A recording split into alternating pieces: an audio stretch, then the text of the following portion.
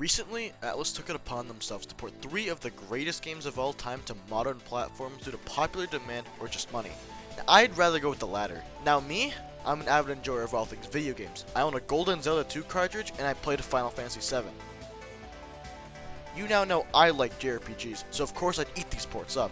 Persona 5 Royal and Persona 4 Golden came out, and to Sega's surprise, everyone collectively enjoyed both of these games. I would talk about Persona 3 Portable, but words couldn't possibly describe my feelings toward the remaster. Like, look at this! I also already own it on my Vita. I didn't see the point of purchasing not only a more expensive version of the game, but an inferior version at that. I've also seen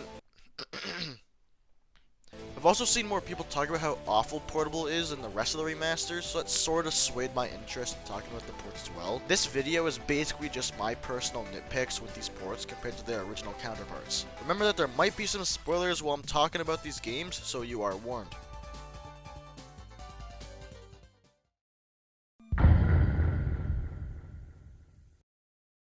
The game dubbed the Impossible Port, released on everything in October of last year. I'm the only person who has an opinion on this game, as I fully completed Thieves' Den on both the PS4 and the Nintendo Switch, and platinumed the game. I'm seriously surprised it didn't receive a version on mobile, considering they got a Switch port. Obviously, regardless of which system you're playing this on, you are getting a version of Persona 5 Royal to play. It features almost everything that you'd get from playing the original. I played the remaster on the Nintendo Switch, so all my issues will basically be based on that version of the game. So why does this game look and run worse than the original PS3 game? Don't get me wrong, I think the game looks phenomenal for a Switch game, but I don't know if it's just because I'm playing on old hardware or something, but I swear the console is more powerful than a PS3. Everything just looks either pixelated or washed out, which doesn't look right compared to the sharpness of the original game. The game seems to randomly switch between the two when playing, and it isn't very noticeable unless you really pay attention. It is noticeable, however, in battle when you do an all-out attack.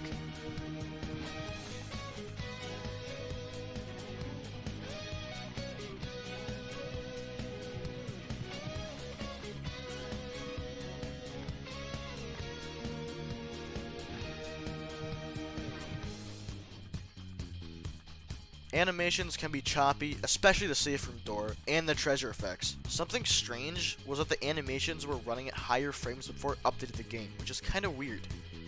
From far away, NPCs are seen with choppier animation, but it isn't as noticeable as some games on the Switch. Enough about performance. What do you get with this version of the game? For a whopping $79.99, you get every bit of DLC in the game, minus the Raido Kuzunoha outfits and accessories. Unlike Atlus's other re-releases or new games, they just decided to not put them in the game at all for people outside of Korea and China. This brings me to another short point. Why bother changing the game entirely for everyone outside of the environment that has the issue with it? Seems like a bit of censorship to me. All textures in the game that have to do or resemble the rising sun of Japan have been removed from the game entirely. I don't really care about the texture changes all that much because they're pretty minor, but it just doesn't seem right to censor games outside of the region the game needs to be censored in. The new Almighty icon is cool and all, but I prefer the original one. Some fonts in the game received a weird change as well, not sure why. Also, the Thieves' Den had some changes that I don't agree with. If you don't know about the Thieves' Den, you can look at achievements, buy videos, photos, music, and statues of stuff from Persona 5 or the series as a whole, and decorate a palace of your own. Problem in the remaster is they tried to remove everything to do with the original game, which includes all of the original game trailers. My guess would be that it just contained PlayStation buttons and they didn't want to have this on multi-platform releases, but then they also kept the other images from magazines that contain the fact it's on PlayStation, so I don't really understand the point of this. Apparently there's more stuff missing from the Thieves' Den, but I couldn't find out what it was exactly. If you really think everything I've mentioned about the game will affect your game negatively, you can just mod it on PC to restore them. Regardless of what I've been complaining about, I genuinely believe this will be my definitive version to play P5R on. Not to mention the time I put into the Switch version was after I actually learned how to play, so my save data is way more optimized than on the PS4.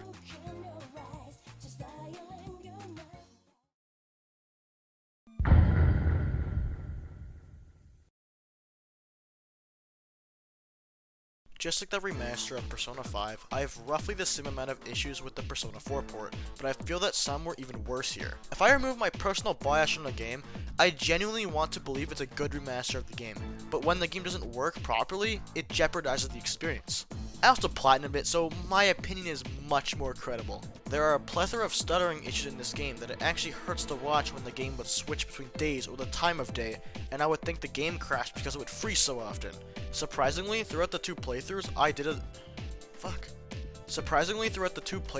the game, it didn't crash a single time. If you were wondering, battling is actually pretty smooth. On the PC, the game would stutter when the prompt for an all-out attack would appear. That's been fixed.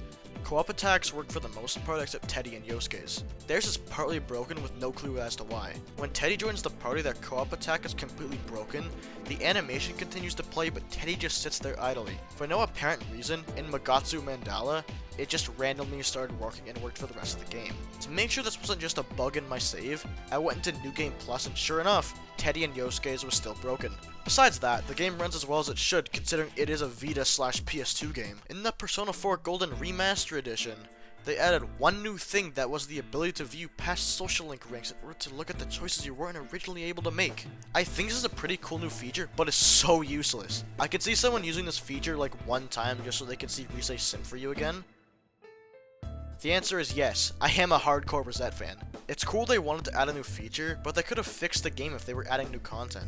Surprisingly, this version isn't missing any content to my knowledge. The only thing that is the definition of doing the bare minimum to remove PlayStation recognition from the game is in the art section or the cutscene section in the TV listings portion in the main menu. Usually both of these would say PlayStation 2 on them, however, they removed it for whatever reason.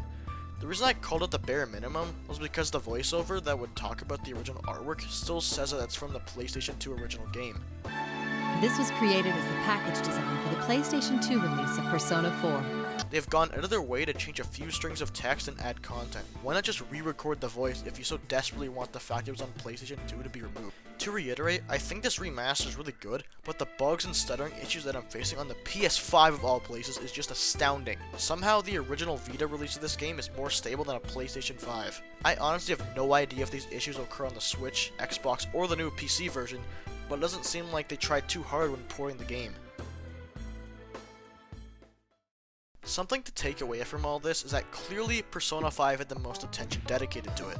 They made a version of the game that ran on everything the way it should, disregarding the minor Switch performance issues of course. Regardless of my lame issues with the games and obvious actual problems, I still believe that these games are the best way to play them. Since these games are now available on everything, people are able to make memories playing these amazing games that just feels so surreal to me.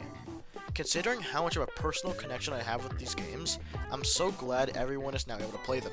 Persona 3 Portable may be one of the bare minimum remasters, but people are going to play it for the first time and either have a blast or realize the version they're playing is vastly inferior, dare I say shittier to even the original release of the game.